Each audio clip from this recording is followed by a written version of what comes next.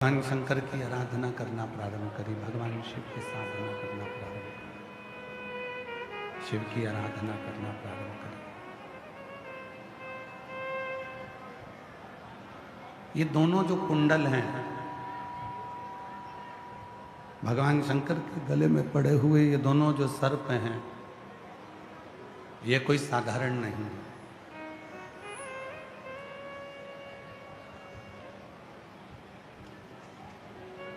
माता वीणता के द्वारा जो संपूर्ण जगत में सर्प का एक आनंद प्राप्त हुआ, उन्हीं सर्पों में दो सर्प हैं। एक है पद्म, दूसरा है पिंगल। यदि कोई आपसे पूछे कि भगवान शंकर के गले में जो सर्प है, भगवान शंकर के गले में जो भगवान शंकर के कानों में जो सर्प पड़े हुए हैं, भगवान शिव के कानों में जो दो सर्प पड़े हुए हैं, उनका नाम क्या है, तो आपके स्मरण में रहना चाहिए वो दोनों सर्पों का नाम है पद्म और पिंगल। उन दोनों सर्पों का नाम है पद्म और पिंगल। क्या नाम है? जम के बोलो। पद्म और पिंगल।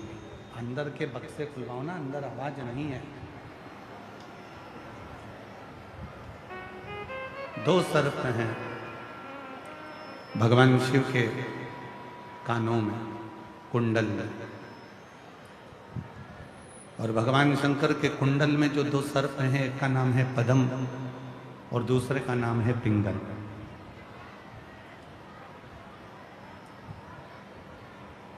ये दोनों ऐसे सर्प हैं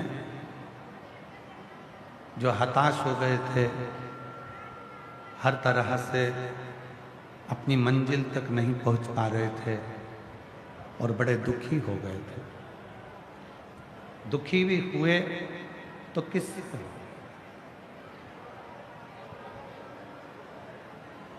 परेशान भी हुए तो किससे? अपनों से। और ध्यान देना, शिव महापुराण की कथा कहती है कि दुनिया से लड़ना सरल है पर अपनों से लड़ना कठिन है।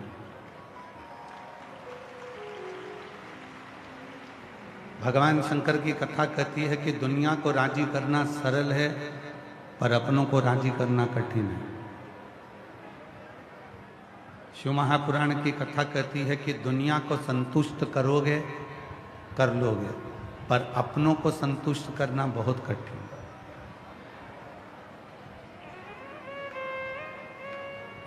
दुनिया की सारी खुशियां, दुनिया की सारी दौलत, दुनिया का सारा सुख, दुनिया का सारा वैभव आप लाकर, दुनिया का सारा सुख, सारा वैभव, सारा संपदा, सारा धन लाकर, आप दुनिया का सारा वैभव लाकर आप घर के लोगों को, परिवार के लोगों को, रिश्तेदारों को, नातेदारों को, कुटुंबियों को, सबको दे दीजिए, पर वो दुनिया का सारा वैभव, दुनिया का सारा सुख लाकर आप दे दीजिए, पर वो घर के लोग संतुष्ट हो जाएं, ये बहुत बड़ी बात।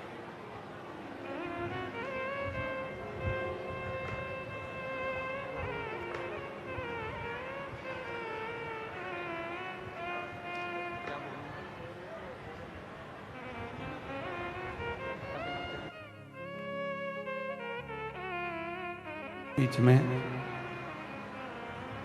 दिल्ली से ही परम संत भगवतमय स्वरूप श्री कालिदास जी महाराज जी हमारे बीच पधारे हैं। एक बार जोरदार ताली बजाकर उनका स्वागत, वंदन, अभिनंदन है, जो इस पवित्र शिव महापुराण की कथा में पधारे।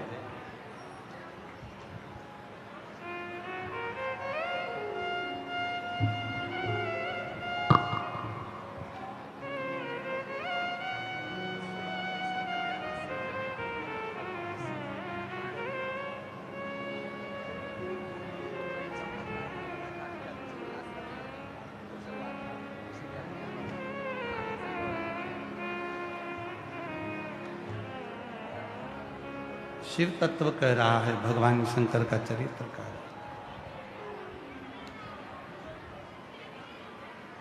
शिव की कथा कह रही है कि दुनिया का सारा सुख, दुनिया का सारा वैभव, दुनिया का सारा धन, सारा वैभव आप लाकर घर के लोगों को दे दो, परिवार के लोगों को दे दो, कुटुंब के लोगों को दे दो, तो भी वो संतुष्ट नहीं रह सकते। उनको संतुष्ट करना, शंभु, उनको संतुष्ट करना बहुत कठिन, बहुत कठिन। सबको संतुष्ट किया जा सकता है, पर अपनों को संतुष्ट करना कठिन हो जाता है। शिवजी के कानों में पड़े हुए ये दो जो सर्प हैं, पद्म और पिंगल, ये दोनों सर्प ऐसे सर्प हैं जो अपने ही अपनों से कष्ट भोगा है जी। भाइयों ने कष्ट दिया, परिवार ने कष्ट दिया, नातों ने कष्ट दिया, रिश्तों ने कष्ट दिया। यहाँ तक पद्म और पिंगल, ये दो सर्प एक ऐसे हैं जिनको परिवार के लोगों ने ले जाकर एक अग्नि के अंदर भी छोड़ दिया।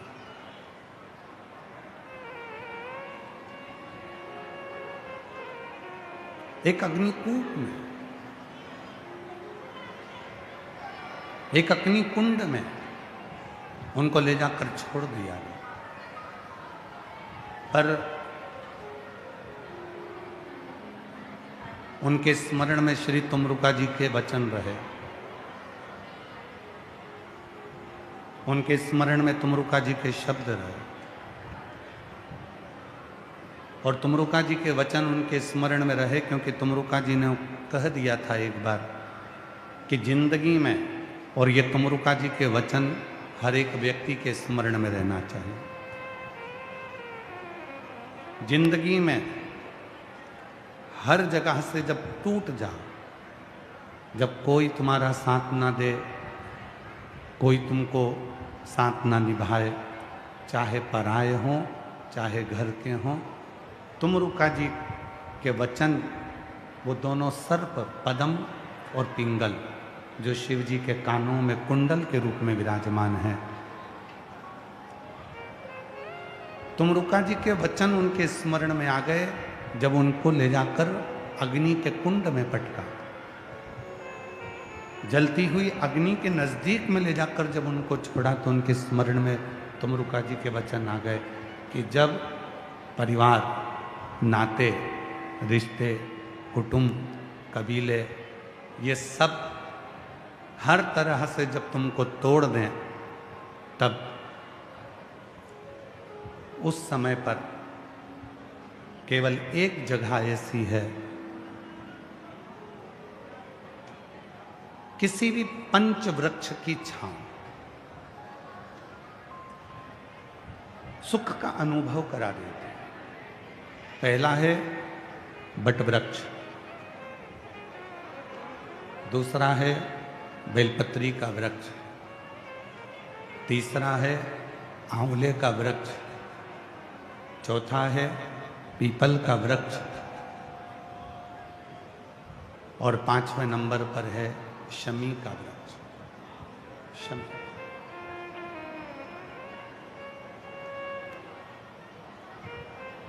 ये 5 वृक्ष ऐसे हैं, जब जिंदगी चारों तरफ से हताश हो जाती है, चारों तरफ से टूट जाती है, कोई मंजिल नजर नहीं आती, कोई सामने रास्ता नहीं दिखता, कोई मंजिल नहीं दिखती, कोई सामने से उजियाला नहीं दिखता, कोई प्रकाश नजर नहीं आता, तब भगवान शंकर का पंचाक्षर मंत्र नमः शिवाय, या षडाक्षर मंत्र ओम नमः शिवाय, या श्री शिवाय नमस्तुभ्यम, इस मंत्र का जप यदि कोई मौन होकर, स्थिर होकर इन 5 वृक्ष में से किसी भी एक वृक्ष की छांव में बैठकर कुछ देर का जप प्रदोष काल का यदि वो कर लेता है तो उसको उसकी मंजिल मिलती ही मिलती है, उसको उसका मार्ग मिलता है।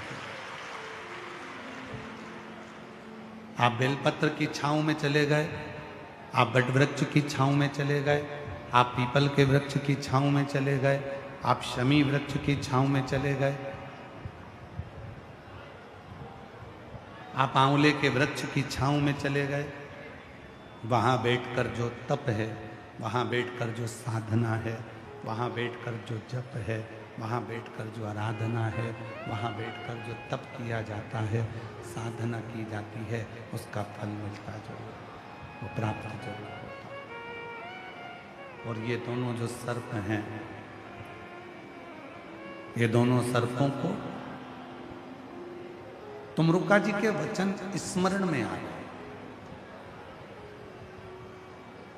और तुमरुका जी के वचन दोनों के स्मरण में आए कि हम जब सब जोर से हताश हो गए हैं, टूट गए हैं, तो क्यों ना किसी वृक्ष की छांव में जाकर बैठ जाए। शिव जी के कानों में पड़े हुए ये दोनों सर्प ऐसे ही शंकर जी के कानों में नहीं पहुंचे। शिव जी के पास में जो भी पहुंचा है वो बहुत टूटने के बाद, बहुत कष्ट भोगने के बाद, बहुत परेशान होने के बाद आखिरी में अगर पहुंचा तो शिव की शरण में गया और शंकर जी ने उसको संभाल लिया। शिव ने उसको,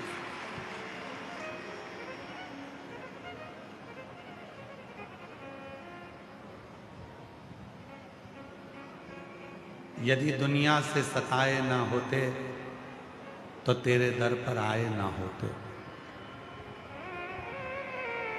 जब सब जगह से सताए गए, हर जगह से अपशब्द कहे गए, हर जगह से ताने दिए गए, हर जगह से आड़े टेढ़े वचन कहे गए, जब हर तरह से दुनिया के लोगों से सताए गए, तब जाकर कहीं शिव महापुराण की कथा में जाकर बैठे हैं और भगवान शंकर की शरणागति कर,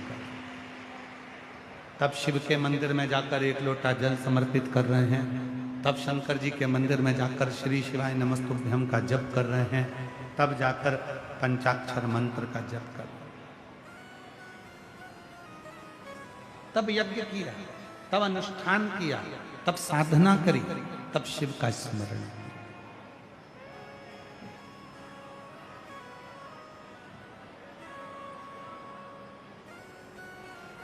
कुछ नहीं,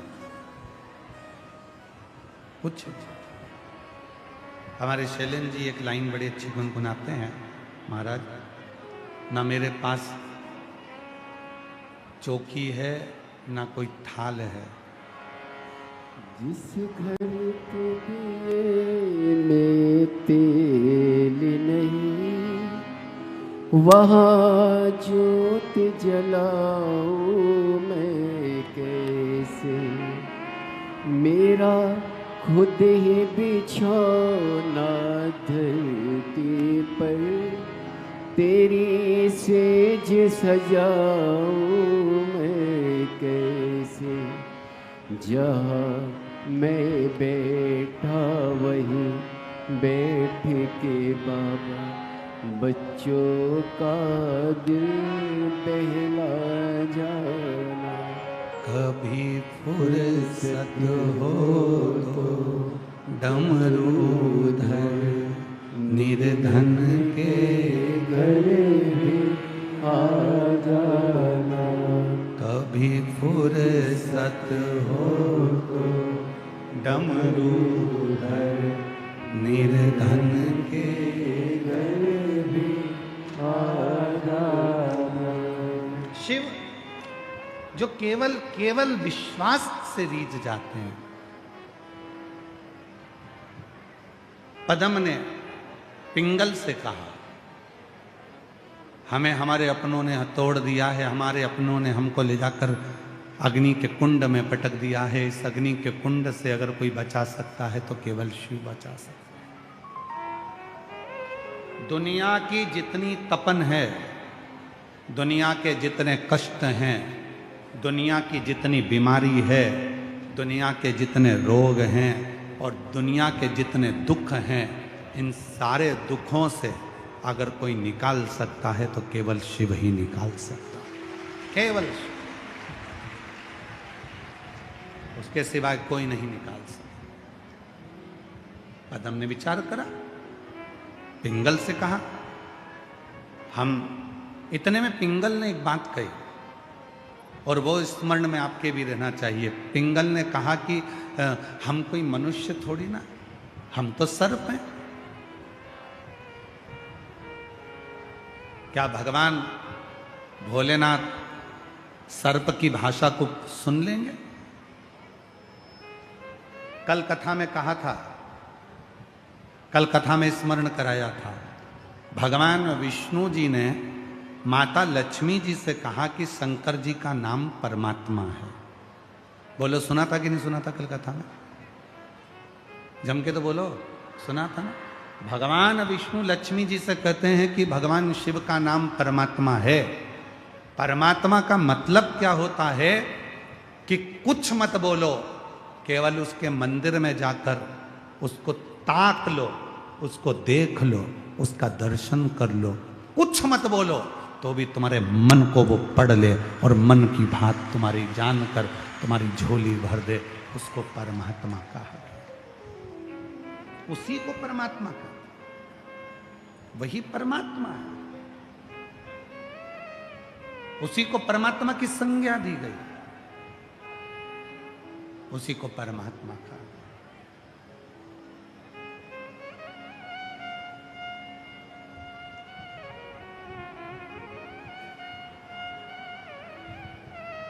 जाओ मंदिर में। कई लोग कहते हैं गुरुजी मुझे ऑफिस जाना रहता है, मेरी सर्विस है, नौकरी है, मैं सोचती हूँ कि मंदिर जाती हूँ तो पानी चढ़ाते चढ़ाते चली जाती हूँ, पर मैं अपने घर से मैं जल नहीं ले जा पा रही हूँ, क्योंकि मंदिर जाते जाते मेरे लोटे को कहाँ रखूँगी, पानी को कहाँ रखूँगी, क्या करूँ मैं? तो शिव पुराण कहती है भाई कि तुम कुछ मत करो, पर मंदिर में जाकर दर्शन तो करो। मंदिर में पहुँचो, दर्शन करो, भगवान शंकर का दीदार करो, भगवान शंकर का दर्शन करो।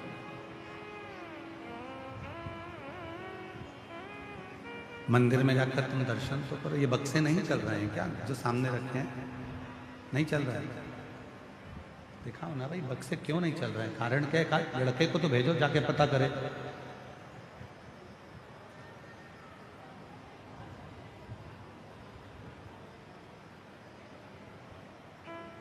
क्या हम सर्पों की बात, एलईडियां नहीं चल रही हैं, एलईडियों के तार कुछ दिक्कत है, पर कानों से सुनाई दे रहा होगा, श्रवण करो बैठकर। एलईडी के लिए एलईडी वालों से निवेदन है, चालू करने का प्रयास करें, और अगर नहीं हो रही है तो आप लोग बैठकर कथा का तत्व ग्रहण करें। और साउंड वाले से निवेदन है, अंदर का भी साउंड खोलो, बाहर का भी साउंड खोलो, स्टेज का भी साउंड खोलिए। पद्म ने पिंगल से कहा, क्या हम सर्पों की बात, हम सांपों की बात, हम सर्पों की बात क्या शिव स्वीकार कर लेंगे? क्यों नहीं? भगवान विष्णु ने एक नाम दिया है, पिंग, परमात्मा। भगवान विष्णु ने एक नाम दिया है, परमात्मा। परमात्मा। और परमात्मा का मतलब होता है, परमात्मा का मतलब होता है सामने वाला कुछ ना बोले, कुछ भी ना बोले, एक शब्द भी ना बोले, उसके मुख से कोई शब्द ना ही निकले, और केवल वो भगवान के सामने पहुंच जाए, भगवान के सामने वो जाकर खड़ा हो जाए और भगवान उसके मन की दशा को समझ जाए। वही परमात्मा, जो मन की दशा को समझ रहा,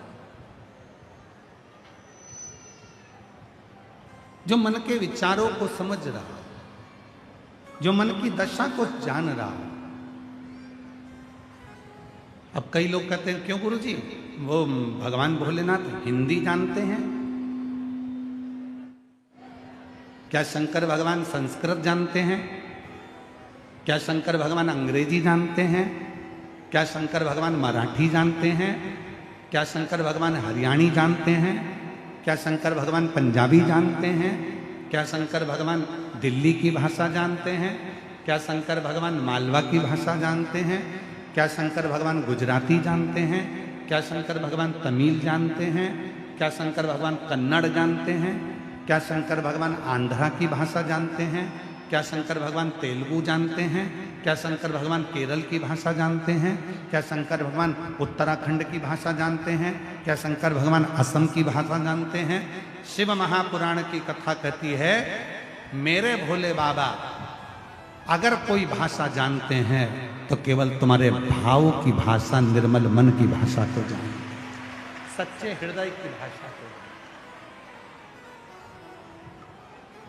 यदि कोई भाषा वो जानते हैं, यदि कोई भाषा वो जानते हैं, किसी भाषा को यदि वो जानते हैं तो केवल तुम्हारे मन की भाषा को, तुम्हारे सच्चे हृदय की भाषा को, तुम्हारे निर्मल मन की भाषा को, तुम्हारे शुद्ध भाव की भाषा को मेरे शिव जानते हैं।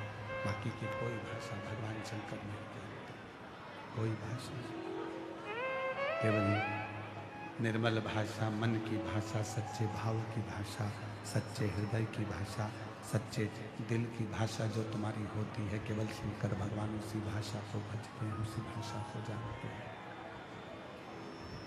मेरा शिव बाकी की कोई भाषा को नहीं जानते।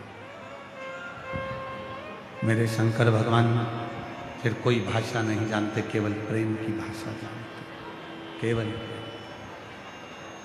और तुम सोचो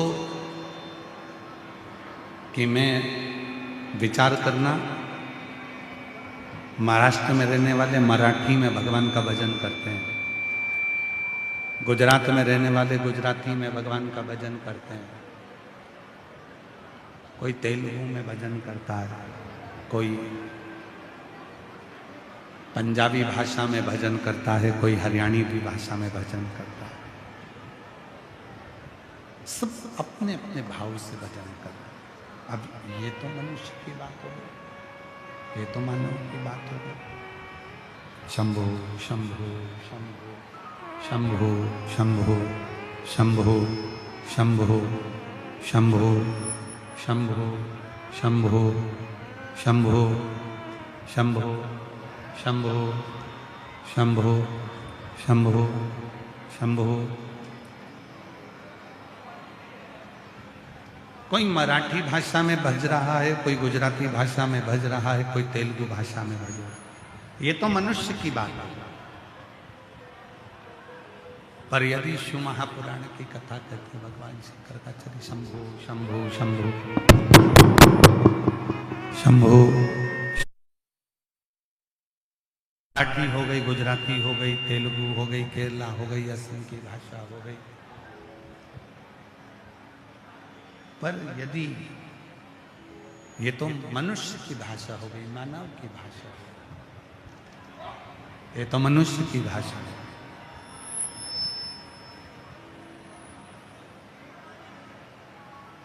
पर एक चींटी छोटी सी, उसको भी दर्द होता है तो वो भी पुकारती है। एक चींटा, उसको भी दर्द होता है तो वो भी पुकारता है। एक मच्छर, उसको भी दर्द होता है तो वो भी पुकारता है। एक झिंगुर, उसको भी दर्द होता है तो वो भी पुकारता है, वो भी पुकारता है, वो पुकार रहा होता है। जिसको दर्द है, और मेरे भोले बाबा, मेरे शंकर भगवान केवल मनुष्य के लिए नहीं, शिव जी को पशुपति नाथ भी कहते हैं। मेरा शंकर भगवान पशु और पक्षी के लिए भी दौड़ कर आता है। उसका नाम पशुपति नाथ है। वो पशुओं के लिए भी दौड़ कर आता है तो पक्षियों के लिए भी दौड़ कर आता है। वो जीव जंतु के लिए भी दौड़ कर आता है, केवल मानव के लिए ही नहीं। और अंत समय प्रभु आना पड़ेगा, वचन दिया को निभाना पड़ेगा। आए ना आए प्रभु कुटुंब कभी, अंत समय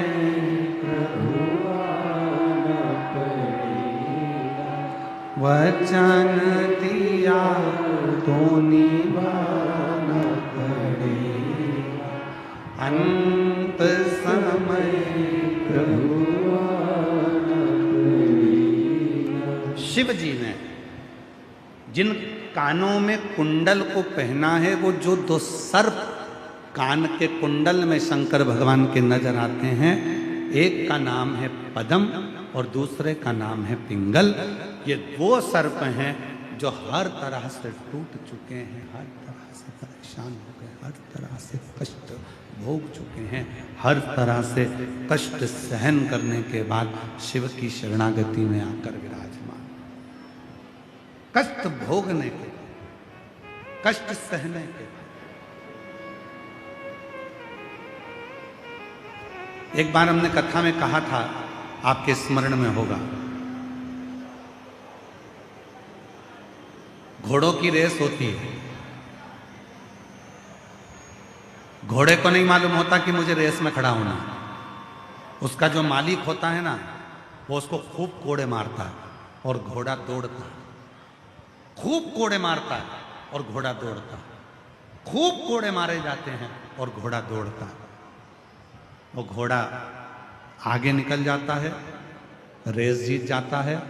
लोग खूब खुशियां मनाते हैं कि रेस जीत गए, रेस जीत गए, रेस जीत गए।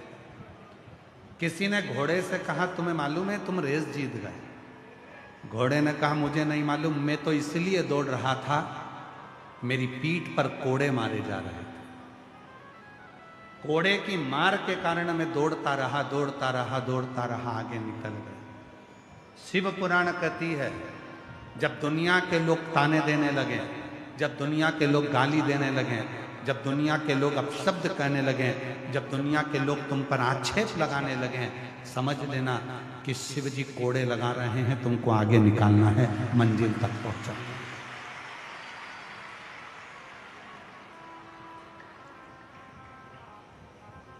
जो दुनिया से ठुकराए ना होते तो तेरे दर पर आए ना होते।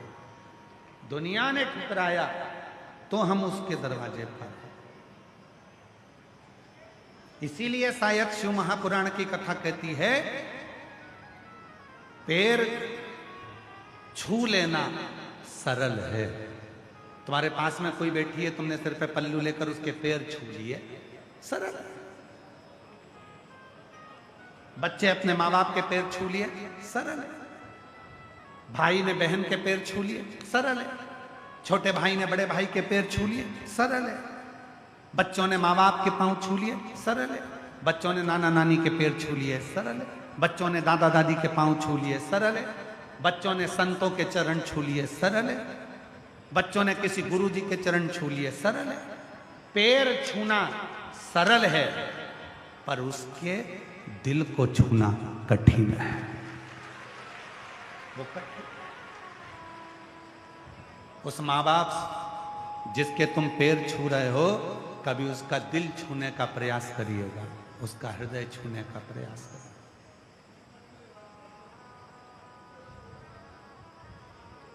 हमने अपनी लाइफ में, हमने अपनी पूरी जिंदगी में, हमारे पूरे जीवन में हम पूरे भारत का भ्रमण करें, देश विदेश का भ्रमण करें, उस देश विदेश के भ्रमण में हमको केवल 2 ज्योतिष आचार्य अच्छे मिले।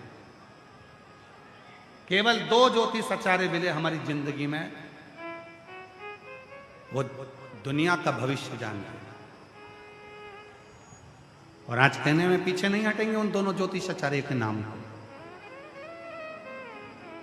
हमारी पूरी जिंदगी में, पूरे समय में, हमारी पूरी लाइफ में हमें केवल 2 ज्योतिष आचार्य मिले, और वो 2 ज्योतिष आचार्य ऐसे थे, वो सब कुछ जानते थे। एक का नाम है मेरी माँ और दूसरे का नाम है मेरा पिता।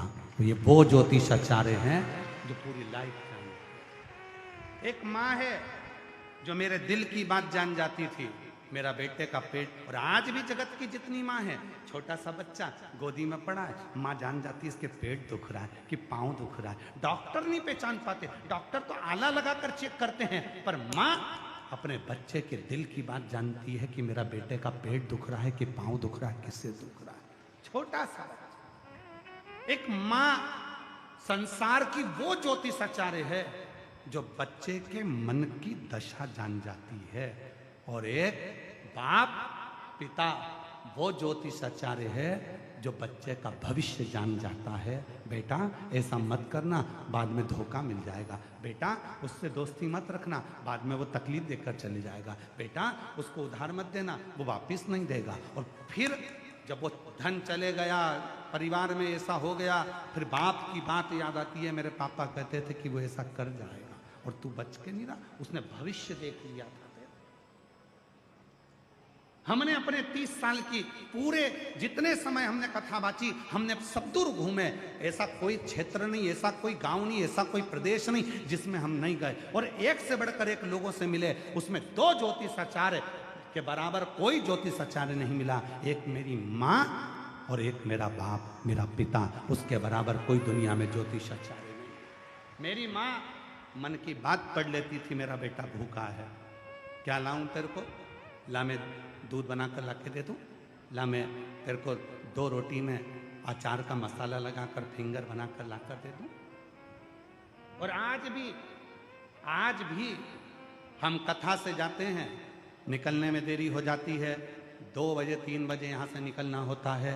जहाँ कथा करते हैं वहाँ से रात को घर पहुँचते हैं तो हमारी माता खड़ी तुरंत आकर, तुरंत, और हमें गर्व है अब उनको देखकर, हमारी आनंदमय धर्मपत्नी भी तुरंत घंटी की आवाज़ सुनी और निकलकर मम्मी के साथ दोनों मिलकर रसोई घर से, ला मैं तेरे लिए अचार का फिंगर बनाकर ला दूं, मैं दूध प्रसाद ला कर दे दूं, मैं ये ला कर दे दूं। और ध्यान रखना, हो सकता है कि तुम्हारे घर के हॉल में एसी लगा हो सकता हो तुम्हारे घर के अंदर बहुत वीआईपी सोफे लगे हों, पर कभी मौका लगे तो हमारा घर आकर देखना, जैसा पुराना था वैसा कि वैसा ही आज भी है। जो पंखे लगे थे वो पंखे आज भी लगे हैं, जो कूलर था वो कूलर आज भी लगा। इसलिए कोई इच्छा या आकांक्षा नहीं होती। बड़े बड़े महाराज को बुलाओ तो पहले पूछना पड़ता है कौन सी गाड़ी में बैठोगे, सफेद ब्लैक, कौन सी गाड़ी का नाम बताओ, उस गाड़ी को लगाना पड़ेगा। ये गाड़ी होना चाहिए हमारे चलने के लिए। और हमारा एक ही निवेदन रहता है, ऐसी गाड़ी लेकर आना जो कथा तक पहुंचा दे, बीच में नहीं रुके, फिर बाद में भले रुक जाए तो चल जाए, गाड़ी ऐसी लगा। और हमें पंजाब की एक कथा याद आ रही है जहां हम स्कूटी से, है वो कौन सी जगह थी, है कौन सा, जम्मू की बॉर्डर पर एक सुजानगढ़ ऐसा कोई गांव था पंजाब का, वहाँ कथा करने गए थे और उनके पास में 4 व्हीलर गाड़ी नहीं थी। तो कहा गुरुजी कथा स्थल तक कैसे जाएंगे? हमने कहा साइकिल है, नहीं साइकिल भी है और स्कूटी भी है। तो हमने कहा तुम चलाओ, हम पीछे बैठते हैं। ठाकुर जी को लेकर हम स्कूटी पर बैठते थे और कथा करने के लिए जाते थे।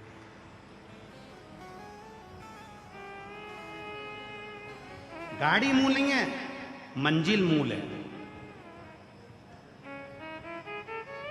करोड़ों की गाड़ी में बैठ गए, फिर वही वाली बात आ गई, किसी और वाला बाबा इतना कहता है, महाराज पैसा तुम्हें मॉल तक पहुंचा देगा, पैसा तुमको टॉकीज तक लेकर जाएगा, पैसा तुमको कपड़े के शोरूम में लेकर जाएगा, पैसा तुमको ज्वेलरी के शोरूम में लेकर जाएगा, पैसा तुमको फ्लाइट में लेकर जाएगा। कितने भी करोड़ तुम्हारे पास हों, जिसके पास में 4 करोड़ भी होते हैं ना, तो भी शमशान केवल 4 कंधे पर ही जाया जाता है, 4 करोड़ के ऊपर बैठकर नहीं जाया। शमशान जाने के लिए 4 करोड़ रुपए नहीं लगते, शमशान जाने के लिए 4 करोड़ रुपए नहीं लगते, शमशान जाने के लिए केवल 4 कंधे लगते हैं। इसलिए 4 करोड़ कमाने वालों से निवेदन है कि 4 करोड़ कमाओ, पर अपना व्यवहार कम मत करना, नहीं तो मरते समय 4 कंधे ढूंढना मुश्किल पड़ जाते हैं। 4 कंधे ढूंढना मुश्किल पड़ जाते हैं। 4 कंधे मुश्किल है।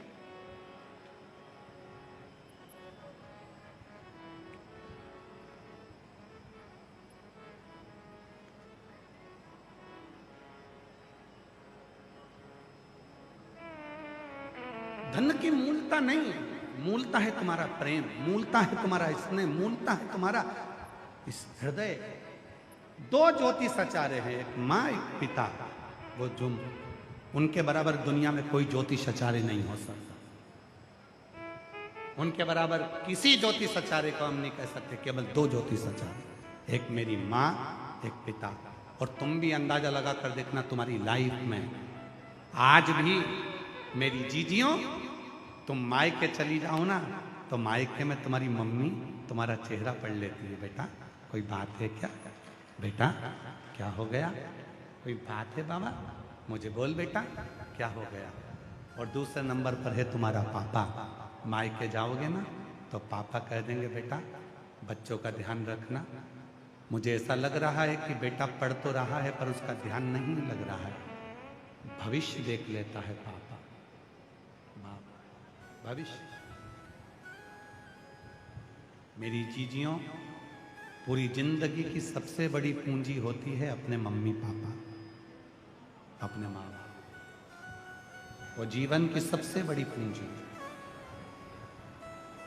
गाली भी दे देंगे, कोस भी देंगे, अपशब्द भी कह देंगे, पर हृदय से कभी बद्दुआ नहीं देते, केवल वाणी से देते हैं, हृदय से तो दुआ ही देते हैं, मेरे बच्चे फले फले।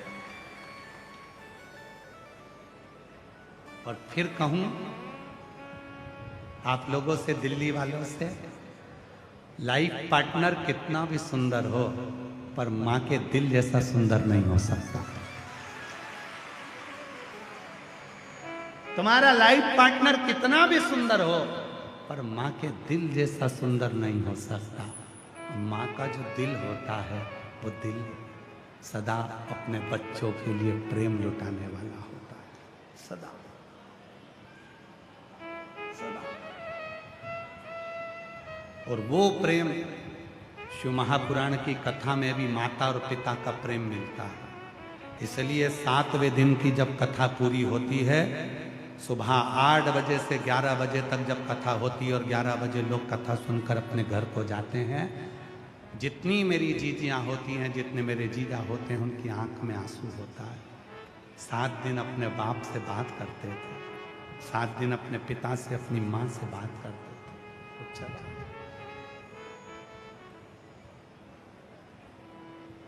7 दिन। आज दिल्ली में 4था दिन है, 3 दिन की कथा हो रह जाएगी। जब 7वें दिन की कथा सुबह 8 बजे से 11 बजे तक हो तो एक एक बहन का और एक एक मेरी जीजियों का, एक एक बेटियों का, एक एक बेटाओं का चेहरा देखना, उनका चेहरा बता देगा। आंख से आंसू झड़ रहे होंगे, भूमि को नमन कर कर, उस मिट्टी को प्रणाम कर कर अपने पापा से कह रही होगी, बाबा मेरी लाज रखना, मेरे दुख को हर लेना, बहुत कष्ट है बाबा, तू संभाल ले। जब वो यहाँ से जाएगी 7वें दिन तो अपने पापा से कहकर जाती है। एक माता और पिता का प्रेम शिव के दरवाजे पर मिलता, शंकर के द्वार पर मिलता, शिव की चौखट पर मिलता।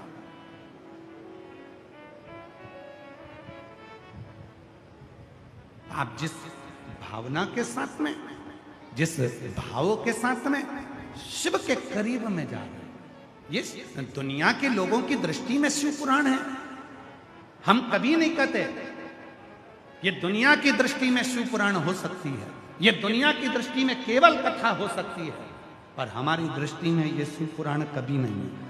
हमारी दृष्टि में तो ये स्वयं मेरा कुबेरेश्वर महादेव सीहोर से आता है और तुम्हारी झोली भरकर तुम्हारी बात सुनकर जाता है।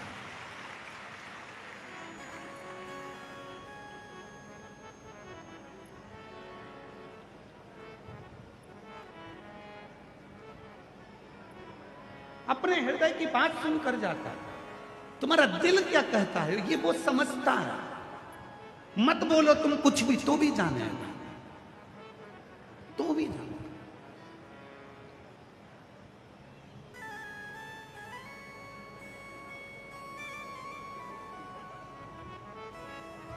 तुम कुछ भी नहीं कहोगे ना, कथा के पंडाल में आकर तुम एकांत में बैठ गए, पेड़ की छांव में बैठ गए, छाता लगाकर बैठ गए, रोड पर बैठ गए, जहां तुम्हारी जगह थी वहां तुम बैठ गए, कुछ मत बोलो, तो भी तेरी दशा जानकर, पहचान कर, तुझे देखकर तेरी झोली में कुछ ना कुछ देकर भेज देगा। तू नहीं कहेगा तो भी देगा, तो भी देगा।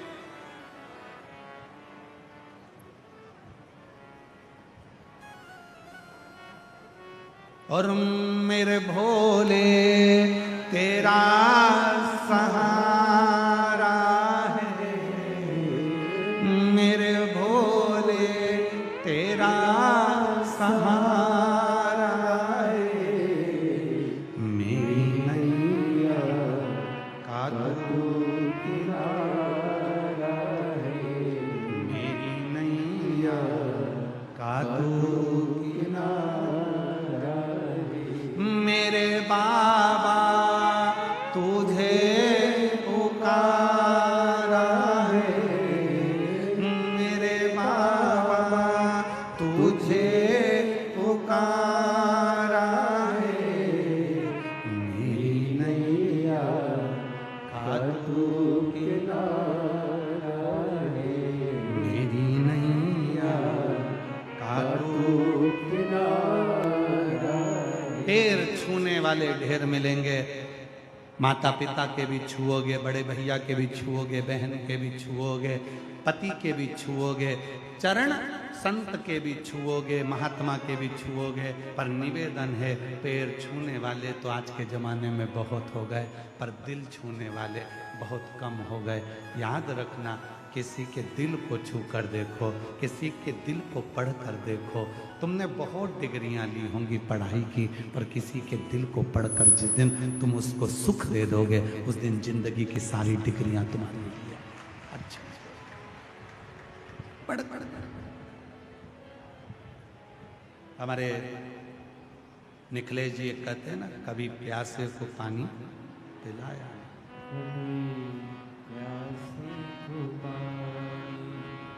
पिलाया नहीं, बाद अमृत पिलाने से क्या फायदा, कभी गिरते हुए को उठाया नहीं, बाद आंसू बहाने से क्या फायदा।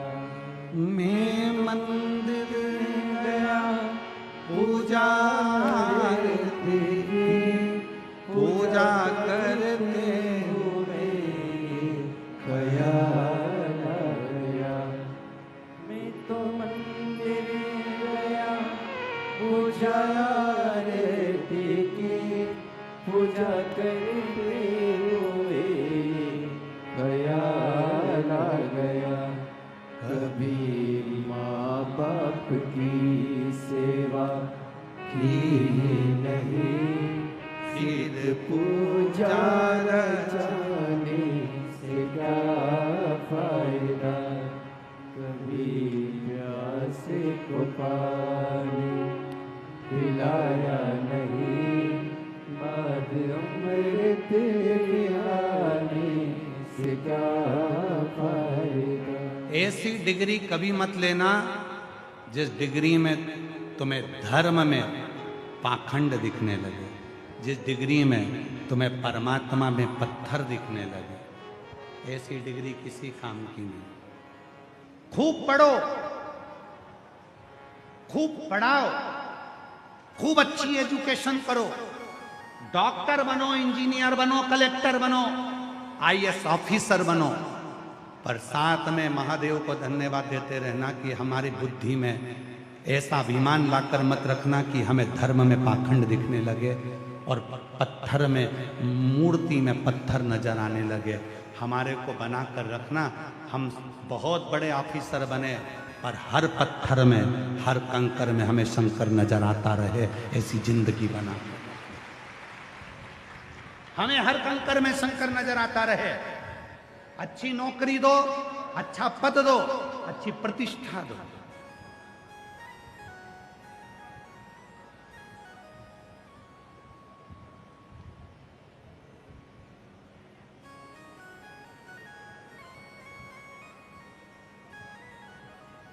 अच्छी पद, अच्छी प्रतिष्ठा, अच्छी नौकरी।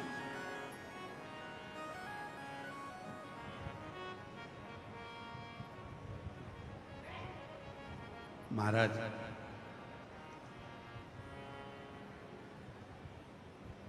शिव जी के कानों में पड़े हुए पद्म और पिंगल, दो सर्प, आज भी वो दो सर्प शिव जी के कान के वो दोनों कुंडल कमाल कर जाते हैं। आज भी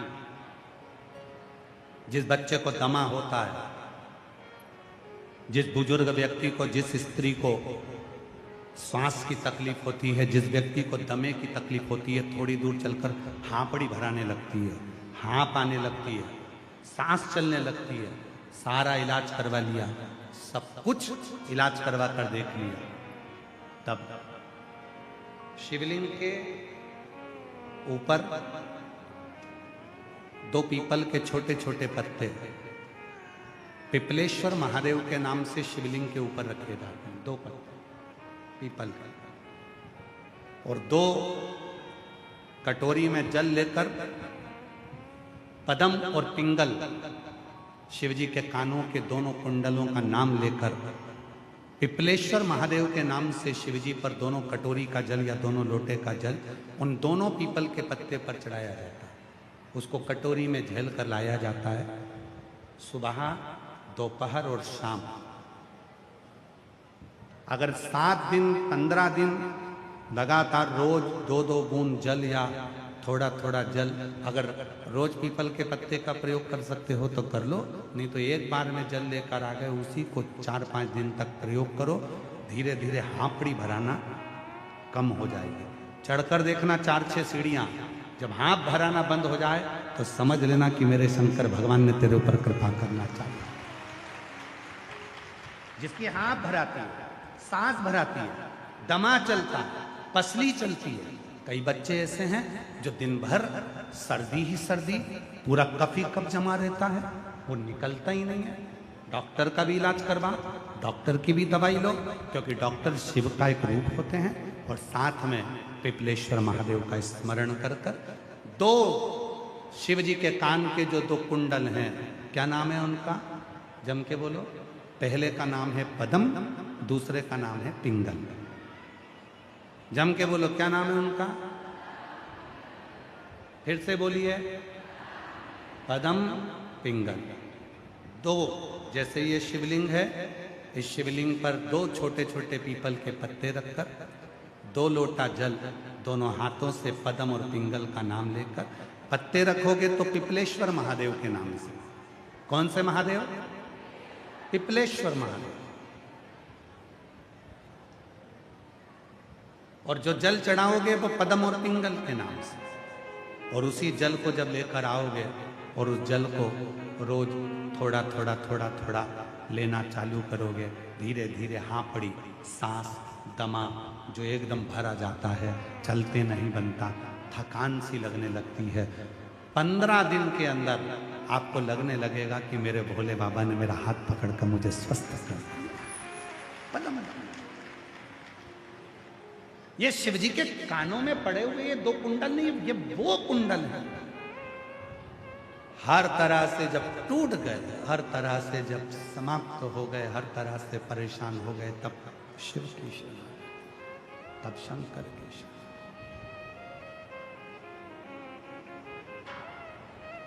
शिव की शरण। और फिर वही वाली बात स्मरण में आ गई, महाराज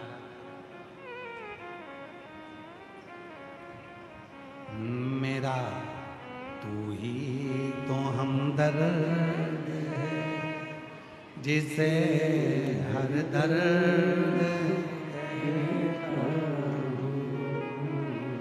मेरा तू हमदर्द है जिसे हर दर्द कहता हूँ। दुनिया के आगे प्रभु चुपचाप में रहता हूँ। दुनिया के आगे प्रभु चुपचाप में रहता हूँ। मेरा तू ही तो हमदर्द है जिसे हर दर्द कहता मेरा तू ही तो हमदर्द है जिसे हर दर्द उसको दिल से कहो, उसको दिल से स्वीकार करो। विश्वास भरोसा धड़ी है, शिव तुम्हारे दुख को हरता। भरोसा धड़ी नहीं है, शिव नहीं। पदम ने पिंगल से कहा, भगवान हो सकता है कि मनुष्यों की भाषा सुनते हैं।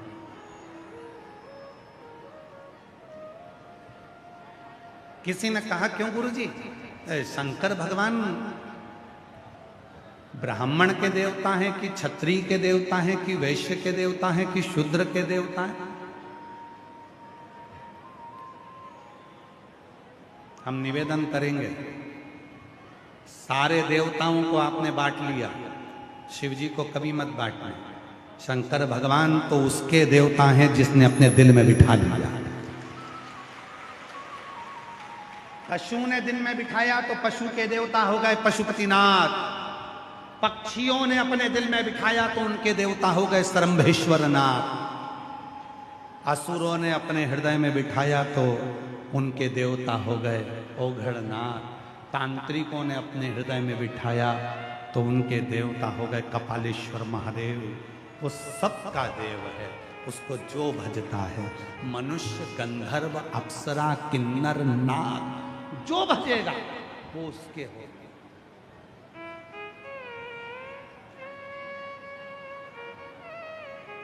जिसने भजा उसका नाम ही देवाधिदेव महादेव है।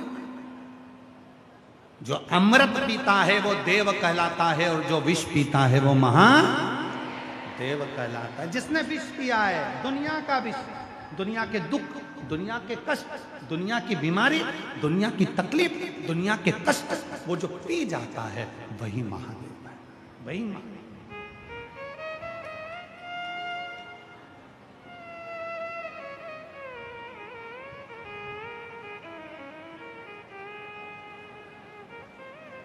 कल किसी बहन जी ने एक पत्र दिया था, उस पत्र को किसी ने व्हाट्सएप पर फोटो डालकर सीहोर भेजा और वो व्हाट्सएप का पत्र आशीष जी के पास आया और उस पत्र में किसी ने लिखा कि गुरुजी कहते हैं कि शिवलिंग पर जल चढ़ाकर उस जल को आचमन करो, पियो।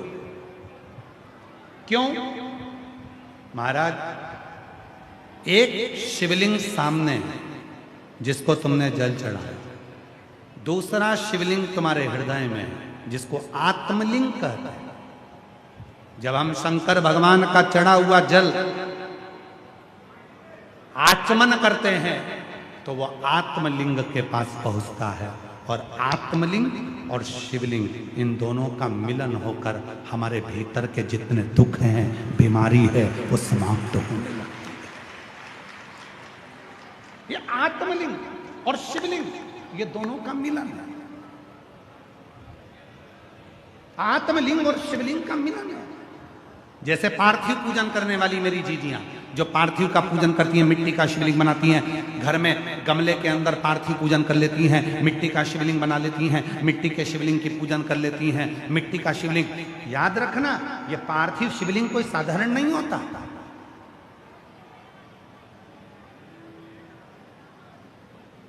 पंद्रह दिन हो गए,